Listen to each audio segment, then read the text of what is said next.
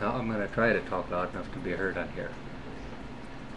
A couple days ago, and then again this morning, I started recording a whole bunch of Indian comedians and Indian jokes on this YouTube site, and I realized that I couldn't find the oldest, most used Indian joke in the world. And you'd think that this old power joke, if anything, was going to be on YouTube, that this one would be on here, and I couldn't find it, so I'm going to put it on here just so that YouTube native comedy is more complete. And it goes like this: what's the fastest animal in the world? The answer is a puppy on a Lakota reservation.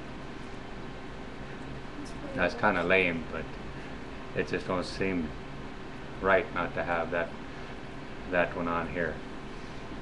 And when my two youngest disappeared, that I'm going to put some other jokes on here, the kind that you don't necessarily want the younger generation listening to or repeating. And all Indians have humor. Not everybody expresses it as good as Charlie Hill or James and Ernie, but you know, all Indians have humor. I guess everybody who's been really poor, who's been through really hard times and survived, has a sense of humor. You'd never make it if you didn't have one. Or I guess anybody who's ever been married has a sense of humor. I know a lot of the jokes that I tell are about my ex-wives. Apparently they didn't think I was very funny, but to me they were the funniest people I ever seen. Now I got a girlfriend though, who she's got a real distinctive laugh, but real different sense of humor than what I have. And whenever I tell a joke or tease her, she takes me serious.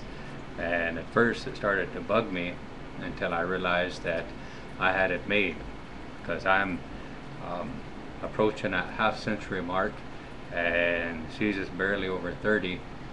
So you know, I got that going for me. And then here, after all these years, I got a pretty young woman who's almost half my age, who believes everything I tell her.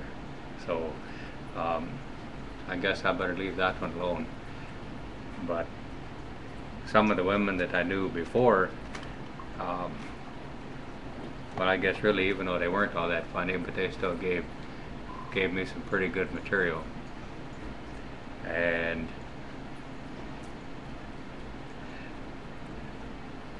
I'll have to stop and start this over, because even though there ain't nobody but my two youngest ones looking at me, I'm getting stage fright. So plus that my little girl is kind of stealing the show from me. I think as long as she's sitting up here making faces, nobody's going to be listening to me anyways.